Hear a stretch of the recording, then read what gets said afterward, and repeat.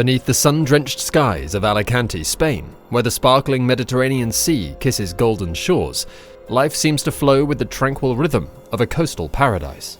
The city, perched along Spain's Costa Blanca, has long been a destination for travelers seeking a slice of Mediterranean serenity.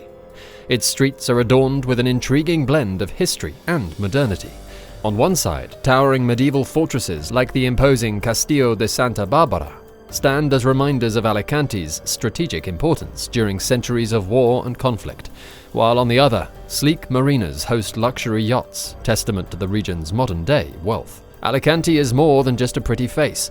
Its history is one of resilience, transformation, and richness, dating back over 2,000 years. The city's origin lies in Greek and Phoenician settlements, which later gave way to Roman and Moorish conquests. Each era left its mark on the city, contributing to its cultural tapestry. The Moors, who ruled much of Spain for centuries, gave the city its name, derived from Alicante, and left a lasting legacy seen in the intricate architecture that dots the old quarters. The region's economy has long flourished from its strategic coastal location, being a vital trade port connecting Europe, North Africa, and beyond. While the world around it shifted through empires, republics, and kingdoms, Alicante found itself at the crossroads of cultures and commerce. Its wealth grew not only through its bustling trade, but also through its fertile land, renowned for producing world-class wines and almonds. Today, Alicante is known for exporting marble, olive oil, and fruit to far-off places, enriching both its residents and the elite families who have owned the land for generations. In the heart of Alicante, the Explanada de España, a palm-lined promenade covered with more than 6 million marble tiles, stretches along the seafront. It's a symbol of the city's opulence, a place where locals and tourists alike gather to stroll, enjoy cafes, and gaze upon the Mediterranean's endless horizon. It's here that the city's rich and powerful often meet, discussing business deals, forging partnerships, and flaunting their wealth. For centuries, families have built empires in Alicante, trading in real estate, agriculture, and more recently, tourism. The glittering high-rise hotels that line the shore are a testament to the city's modern prosperity, each one contributing to the multi-million euro industry that fuels Alicante's economy. Despite its modernity, Alicante retains a palpable sense of history.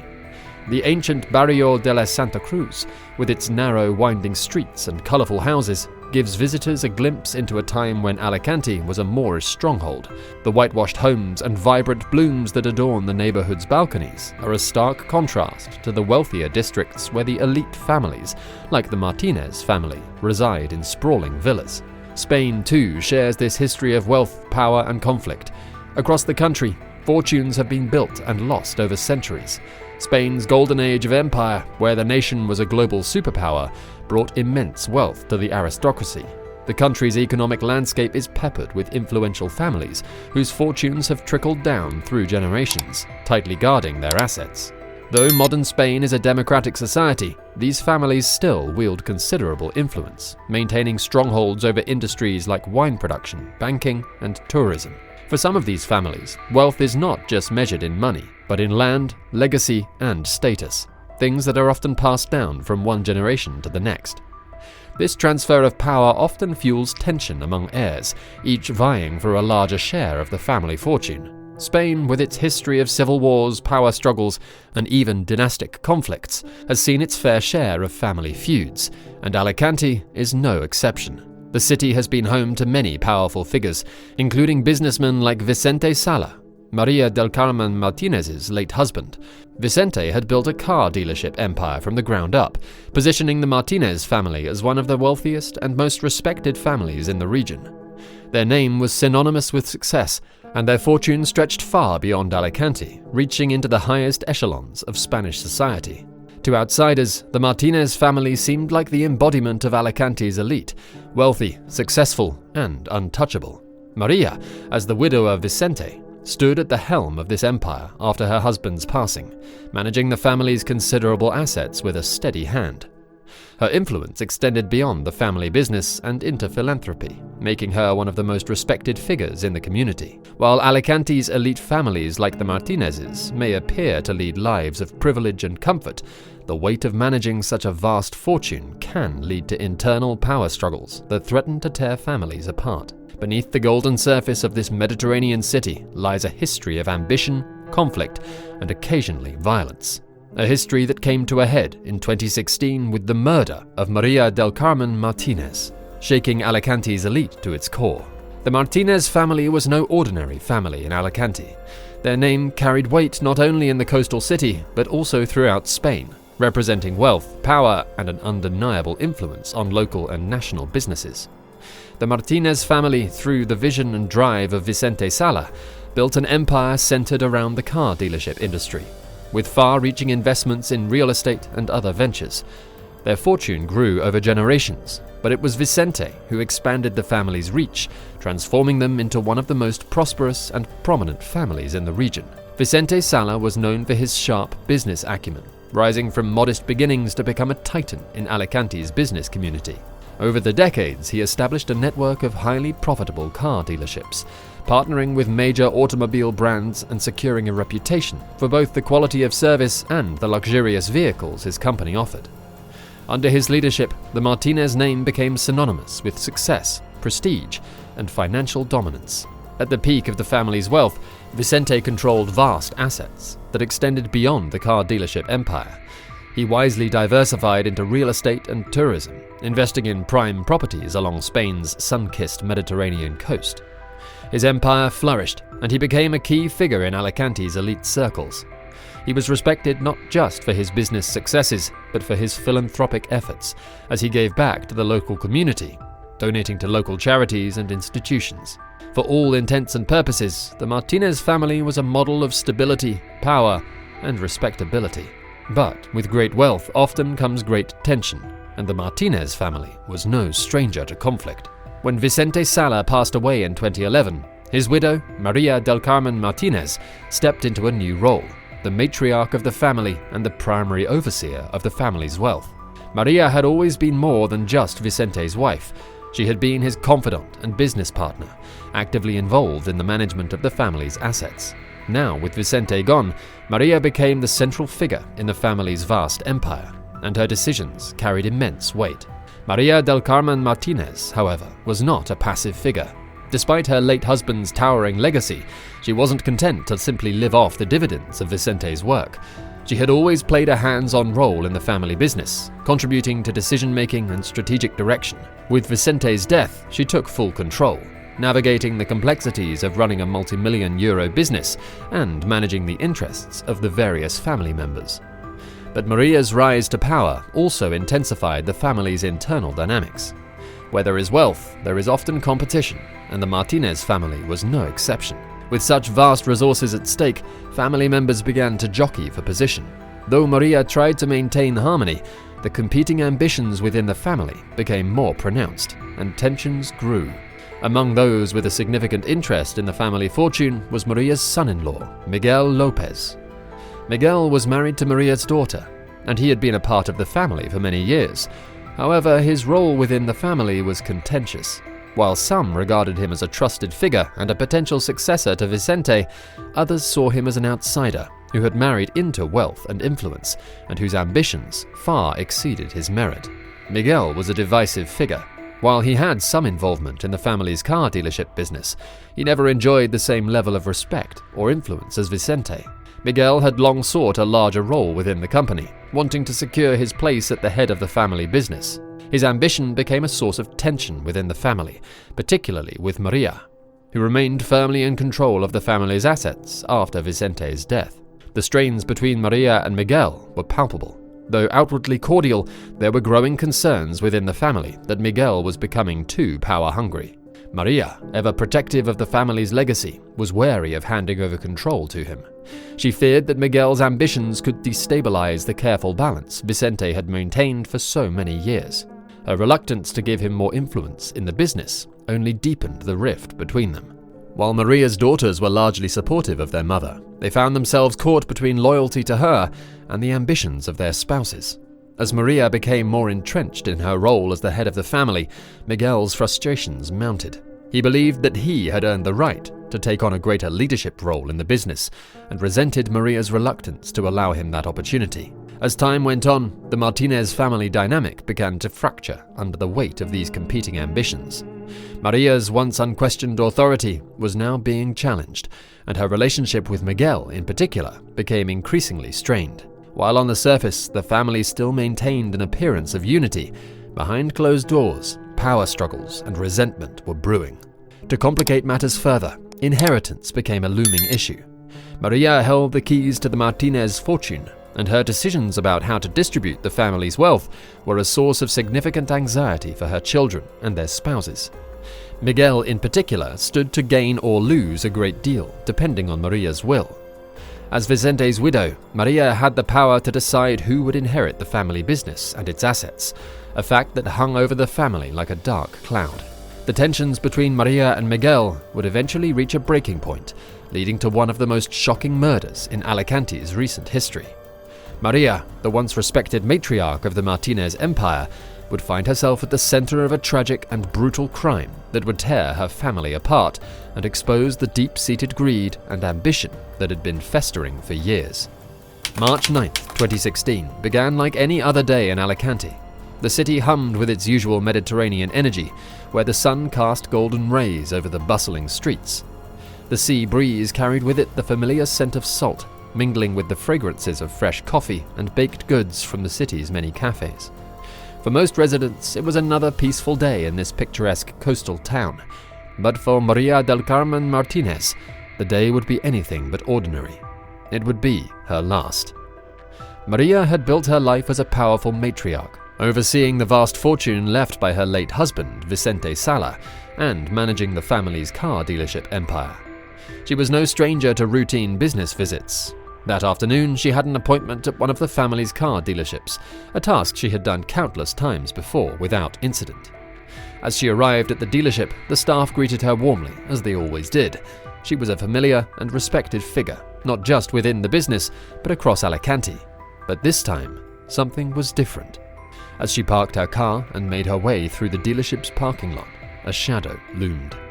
The sun, which had been shining brightly, now seemed to cast an eerie stillness over the scene. The air felt heavy, as if the world itself was holding its breath. Unbeknownst to Maria, danger was lurking. Without warning, a single gunshot pierced the afternoon air. The sound was deafening in its suddenness, shattering the peaceful hum of the dealership. The bullet struck Maria in the head at point-blank range, a precise and calculated execution. The force of the impact sent her collapsing onto the hard concrete, her body crumpling under the weight of the attack.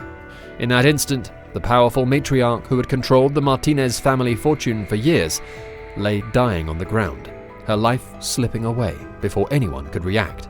The attack was swift, brutal, and merciless, carried out with chilling precision. Whoever had orchestrated the killing wanted to ensure there would be no mistakes, no second chances. Maria didn't have time to scream or call for help. In a matter of seconds, her fate was sealed. The gunshot echoed through the parking lot, its sharp crack reverberating off the concrete walls and cars, cutting through the usual noise of the dealership. The silence that followed was suffocating, a stark contrast to the violence that had just unfolded. Employees, startled by the sudden sound, rushed to the scene. They found Maria lying motionless on the ground, her body still.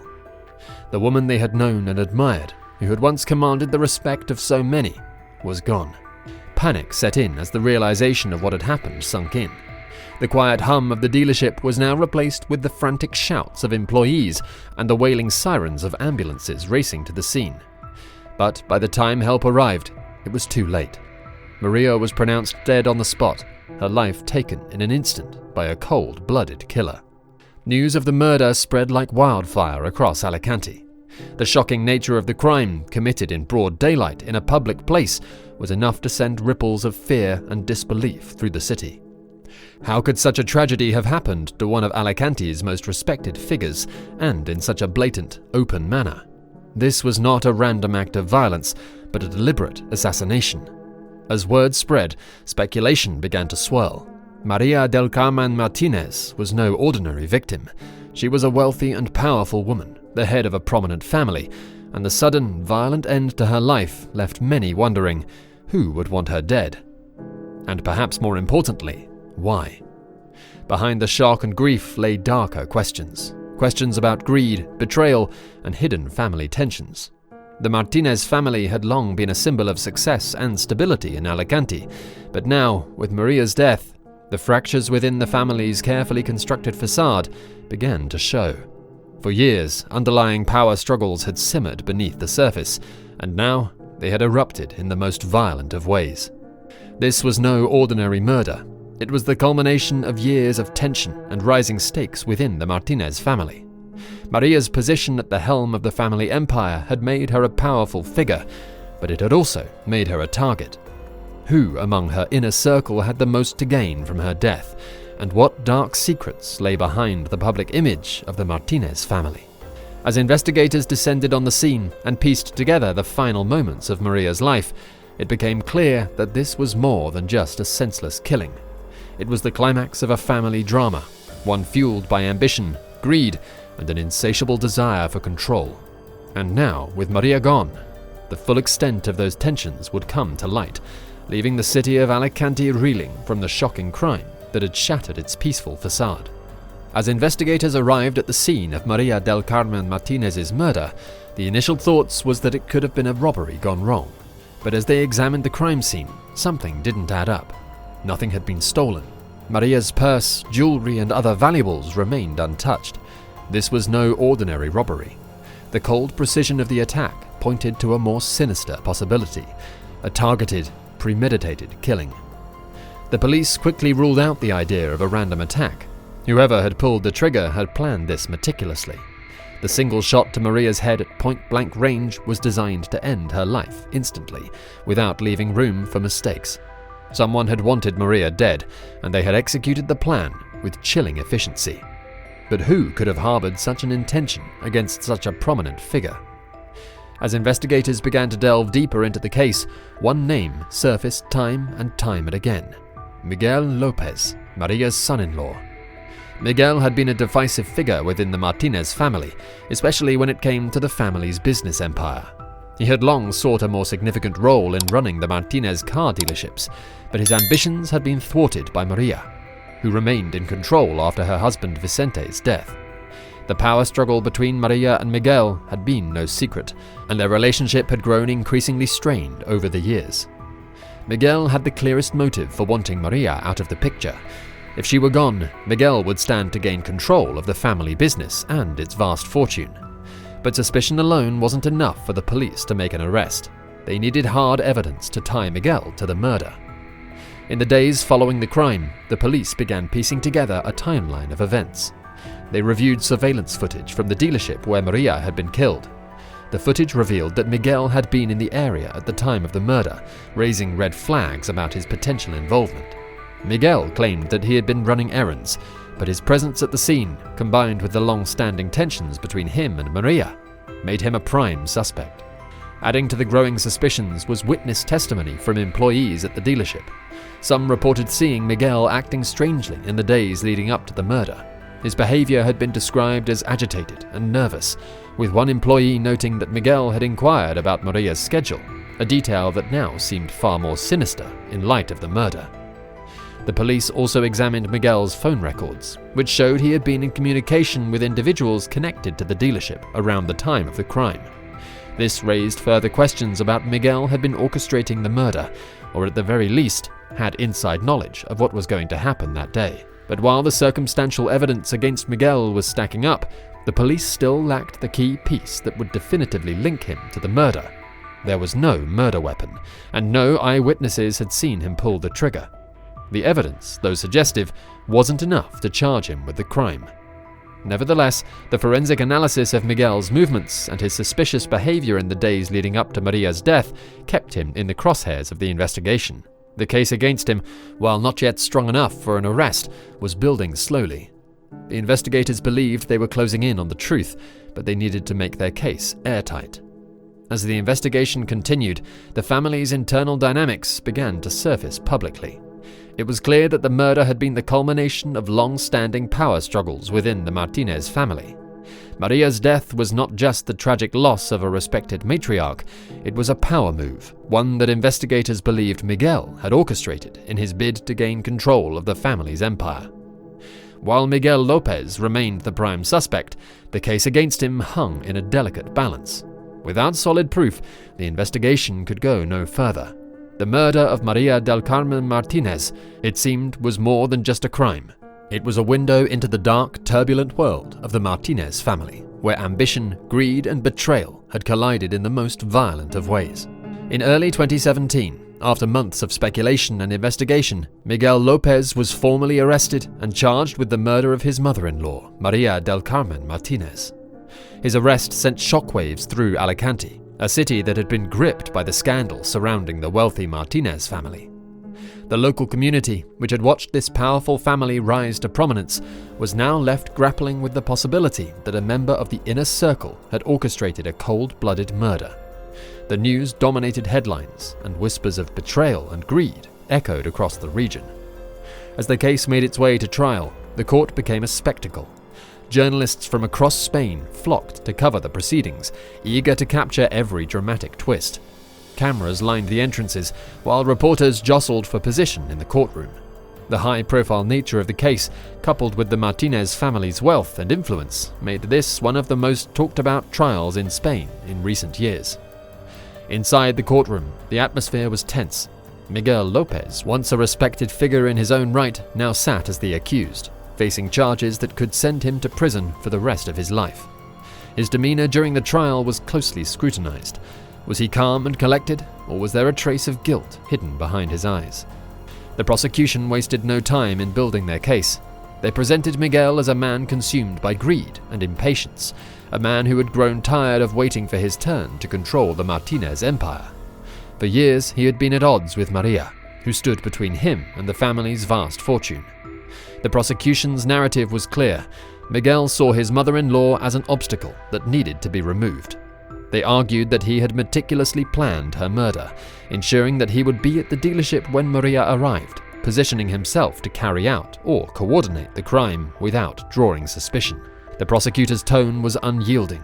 They painted a portrait of a man who had everything to gain by Maria's death: control over the family's lucrative car dealership business, real estate holdings, and an inheritance that stretched into the millions. As the prosecutor laid out the evidence, they described Miguel's financial struggles and his growing frustration with his diminished role in the family. Maria, they argued, was the one person standing between him and a life of unimaginable wealth and power. The prosecution suggested that the mounting tension and Miguel's desperation led him to make a devastating choice. To support their claims, the prosecution called upon witnesses from within the family and the dealership, who testified about the strained relationship between Miguel and Maria. Several employees described Miguel's unusual behavior in the days leading up to the murder, while others testified about the disagreements they had witnessed between him and Maria. The prosecution also highlighted surveillance footage showing Miguel at the dealership on the day of the murder, along with phone records that placed him in the vicinity at the critical moment. It was a compelling case, and the prosecution urged the jury to look beyond the circumstantial nature of the evidence and recognize the clear motive Miguel had for committing the crime. But the defense fought back hard. From the start, they were adamant that the case against Miguel was based entirely on speculation. There was no murder weapon, no fingerprints, and no direct evidence linking him to the murder. The defense team argued that the strained family dynamics, while real, did not make Miguel a murderer. They painted a different picture of Miguel, a family man struggling to find his place within a complex family structure, but not a man capable of cold-blooded murder. The defense focused on the lack of concrete evidence. The fact that no gun was found was central to their argument. They insisted that the prosecution was relying too heavily on circumstantial evidence, such as Miguel's presence at the dealership and his phone records, neither of which, they argued, proved his guilt. They also questioned the validity of the surveillance footage, suggesting that it was not enough to establish a timeline for the crime. Without direct proof, they claimed, there was simply no way to definitively link Miguel to the murder. The jury watched intently as both sides laid out their arguments. The prosecution urged them to see the bigger picture, the motive, the opportunity, and the circumstantial evidence that painted Miguel as a man who had everything to gain from his mother-in-law's death. Meanwhile, the defense implored them to look at the gaps in the case, reminding them that in the absence of definitive proof, the presumption of innocence must prevail. As the trial unfolded, the tension inside the courtroom grew. Public interest skyrocketed, and people across Spain debated Miguel's guilt or innocence. Was this truly a case of greed and betrayal, or had the authorities rushed to judgment based on incomplete evidence? In the end, it was up to the jury to decide. The trial had captivated the nation, and now the fate of Miguel Lopez lay in their hands. Would they convict him based on the circumstantial evidence, or would they find that the prosecution's case wasn't strong enough to warrant a guilty verdict? The courtroom was silent as the jury prepared to deliver their decision, and all eyes were on the man at the center of the storm. After weeks of intense courtroom drama, the trial reached its climax. The jury deliberated for hours before finally delivering their verdict: not guilty. Miguel Lopez was acquitted of all charges, a decision that left the public stunned. Many in Alicante couldn't believe the outcome. Despite the lack of direct evidence, many were convinced that Miguel had orchestrated the murder. But in the eyes of the law, without irrefutable proof, there could be no conviction. The public reaction was one of disbelief and outrage. How could justice not be served for Maria del Carmen Martinez, a woman so beloved in her community? For many, the acquittal felt like a miscarriage of justice. A powerful man had seemingly gotten away with murder. The Martinez family was never the same after Maria's death. The case left deep scars that would never fully heal. The family's once pristine reputation had been dragged through the mud, and the business empire Vicente Sala had built was now overshadowed by tragedy. In the end, the Maria del Carmen Martinez case serves as a stark reminder of how greed, ambition, and betrayal can tear even the most powerful families apart. It is a chilling tale of how far some will go to gain control of wealth and power, and how even within families, dark motives can lurk beneath the surface. As we reflect on this heartbreaking case, we are reminded that behind every fortune lies a story, sometimes one filled with lies, deception, and even murder. If you found this story compelling, make sure to check out our other videos on true crime cases that delve into the dark side of wealth, power, and betrayal. Don't forget to hit the subscribe button and turn on notifications so you never miss an episode. See you next time, and remember, behind every closed door, there's a story waiting to be uncovered.